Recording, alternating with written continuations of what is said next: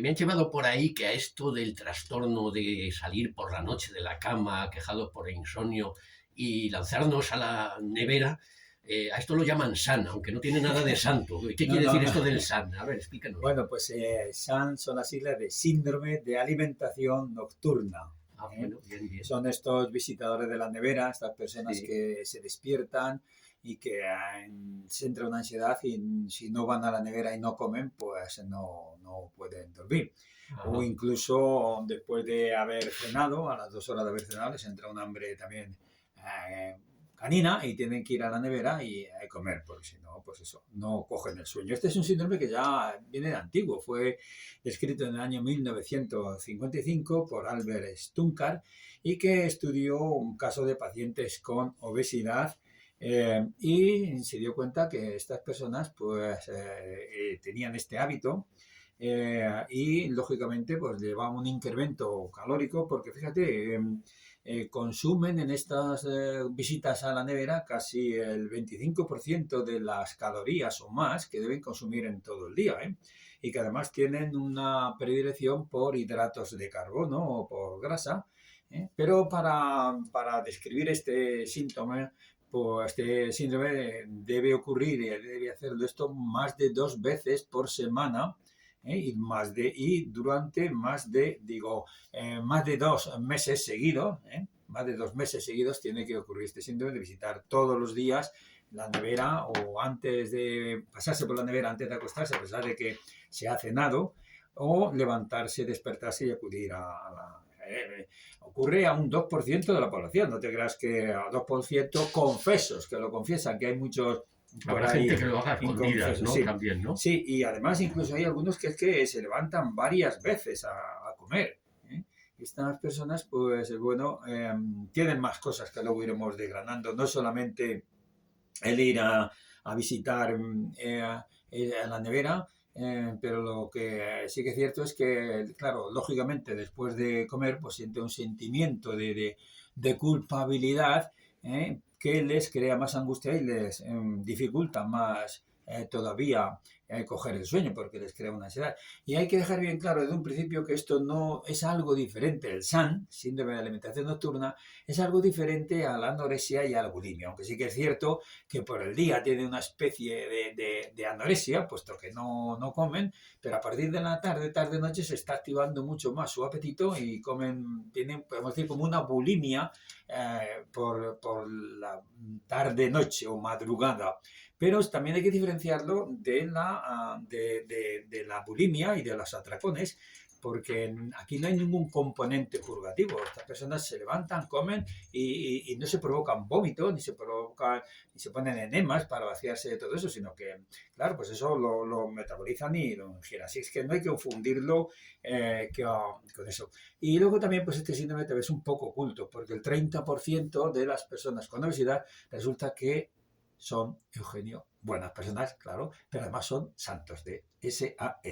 Ujú. Bueno, ¿y cuáles son las causas? ¿Por qué se produce esto, Darío? Bueno, pues las causas no están claras, ¿no? No se sabe exactamente por qué, pero lo que sí que es cierto es que estos hábitos de esta restricción dietética que hacen a lo largo del día, porque muchos de ellos por la mañana ni desayunan. Entonces, ni desayunan, o poco, sino muy poco, mal comen y casi ni meriendan, y luego pues viene esta alteración. Parece ser que también la explicación está en una alteración del ritmo circadiano de la comida. Porque todos tenemos un ritmo circadiano, estamos llenos de ritmo en nuestro cuerpo, ritmo intestinal, ritmo respiratorio, ritmo cardíaco, y también pues nuestro ritmo de dormir y también nuestro ritmo alimenticio. Parece también que algunos estudios apuntan a una bajada de serotonina. La bajada de serotonina, pues lógicamente va a dificultar también la tranquilidad, va a dificultar también el coger el sueño. Y apoyando también esto, parece que algunos estudios pues han demostrado que hay un exceso de una enzima que es la triptofanasa, que es la que metaboliza o destruye, consume o quema el triptófano, que es el premetabolito el precursor de la serotonina. El triptófano, para que haya serotonina en nuestro cuerpo, pues necesitamos triptófano.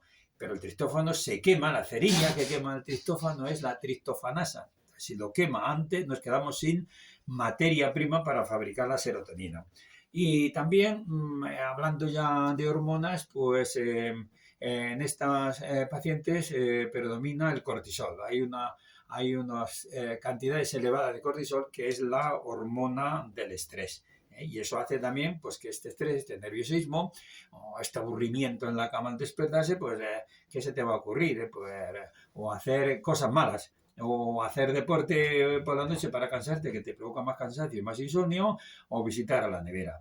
Entonces, son unos hábitos Entonces, la elección está clara. Eso está claro. Pero es que fíjate, últimamente hay otra teoría que dice que dentro de unos factores desencadenantes, no es que sea la escopeta ni la bala, pero sí el gatillo que la dispara, pues es la candidiasis. Fíjate, la candidiasis, que es unos hongos, candidiasis intestinal, son hongos, las cándidas en el intestino, pues producen una gran apetencia de hidratos de carbono, de dulces, y esto pues produce también una alteración en la flexibilidad metabólica de la glucosa, que hace que se produzca una mayor resistencia a la insulina. No se metaboliza bien la insulina y por lo tanto también pues hay otro factor de riesgo ahí para provocar este insomnio, este despertar y necesidad de acudir a la nevera. Darío, ¿y son más las mujeres que los hombres los que visitan de noche la nevera, sobre todo las embarazadas? Sí, porque luego cuando hablemos de los tipos, pues sí, efectivamente, esto entra también un poco dentro de los antojos, ¿no? Y también, bueno, pues esa incomodidad que puede provocar la mujer embarazada al dormir, el empujar ese abdomen, pues esto, cualquier despertar, pues puede influir para visitar eso a la nevera, ¿eh? ¿Y qué síntomas produce todo esto, Darío? Bueno, pues muchos síntomas y ninguno bueno, ¿eh? Este hambre nocturna pues hace que se ingieran muchas calorías, más de las necesarias, ¿eh? Y también pues produce un insomnio y como consecuencia de eso del insomnio produce una alteración del estado de ánimo, sobre todo incrementando los niveles de ansiedad, el estrés e incluso pues, bueno, pues puede precipitar una depresión. Produce también un disconfort interno por ese sentimiento de culpabilidad y también, porque esto es un síndrome. Un síndrome es un conjunto de síntomas, no solamente visitar a la nevera, sino pues esa obesidad, esa irregularidad en la dieta, en comer a sus horas, ese saltarse el desayuno, un patrón alimenticio totalmente inadecuado, como es el saltarse el desayuno, el posponer la comida y la alimentación. Fíjate, pues a últimas horas del día, cuando menos energía vamos a gastar, ¿no? Estamos echando gasolina al coche cuando estamos llegando a nuestro destino y no lo hemos echado antes de partir nuestro viaje que íbamos a hacer y necesitamos esa gasolina. Así es que este síndrome se acompaña de todo esto, de ansiedad, de culpabilidad, de irritabilidad y luego también de alteración incluso de esas hormonas que son las que regulan el control del apetito, como es la leptina, o las que regulan la necesidad de comer, el ansia por comer, que es la grelina. Así es que este insomnio provoca esa alteración hormonal, más la que hemos comentado antes, de la alteración de la insulina, una resistencia a la insulina. Así es que va configurando un síndrome, pues en este caso, pues muy gordo, porque fundamentalmente pues produce obesidad. Y me imagino que como todos los santos del santoral, que hay tantos, habrá distintos san también, ¿o no? Sí. ¿Son iguales? No son iguales. No son iguales, hablan de 4 subtipos, cuatro tipos de santos, ¿no? Sí. Está el primero, el compulsivo de tarde y noche, en el día no tiene apetito y en la noche consume desenfrenadamente hasta que logra conciliar el sueño. Entonces, este sea el compulsivo, es que se despierta y no puede, inmediatamente, fulminantemente se levanta y va como un autómata a la nevera, algo le llama ahí de tomar compulsivamente. Y hay otro subtipo que es el ansioso, que se despierta, está con nervios, está con ansiedad, porque ha acumulado ansiedad de todo el día, y ese estrés y se lo lleva a la cama, está dándole vueltas y tiene cierta resistencia para levantarse a visitar a la nevera, pero termina por caer en la nevera, tranquilizarse, comer y de esa manera logra pues dormir. Y un tercer tipo sería el subtipo con antojos, ¿no? El antojadizo, que tiene antojos específicos de alimentos específicos y busca esos alimentos para saciarlos. Entonces, normalmente el resto de los subtipos llegan a la nevera y comen pues, de lo que hay. Pero antes de ir a la nevera, sabe específicamente qué alimento va a comer y se lo imagina antes y anticipa la recompensa, se imagina lo bien que va a estar y lo tranquilito que va a estar y esa molestia o eso que nota en el estómago va a desaparecer y luego va a poder dormir tranquilamente. Y un cuarto último subtipo sería el que lo utiliza comer para descansar. Porque sufre un insomnio fuerte y siente que la única manera de recuperar el sueño es el comer. Entonces, y va a descansar. Y no descansa hasta que no ha visitado la nevera y ha comido lo que ha pillado allí. Darío, ¿y este síndrome tiene cura o no? Sí. Pues mira, claro que tiene cura. Yo en mi consulta lo trato y es importante a la hora de tratarlo, porque esto como es un síndrome, empezamos por analizar sus pensamientos, sus emociones, sus preocupaciones que tiene y cómo esto se traduce en un comportamiento que es calmar esa ansiedad o esas preocupaciones con un comportamiento totalmente inadecuado que le va a provocar problemas, como hemos dicho, de obesidad. Y todos estos pensamientos y toda esta manera de afrontar todo esto pues lo reconducimos de una manera útil y que no le haga daño. También pues les entrenamos en técnicas de relajación muscular progresiva para controlar ese estrés. Y también yo en la consulta pues valoramos mucho la dieta y cambiamos esos hábitos inadecuados de la dieta, insistiendo en la importancia de hacer las 5 comidas al día, sobre todo el desayuno, e ir llenando la despensa de alimentos a lo largo del día y elegir especialmente los alimentos en la cena.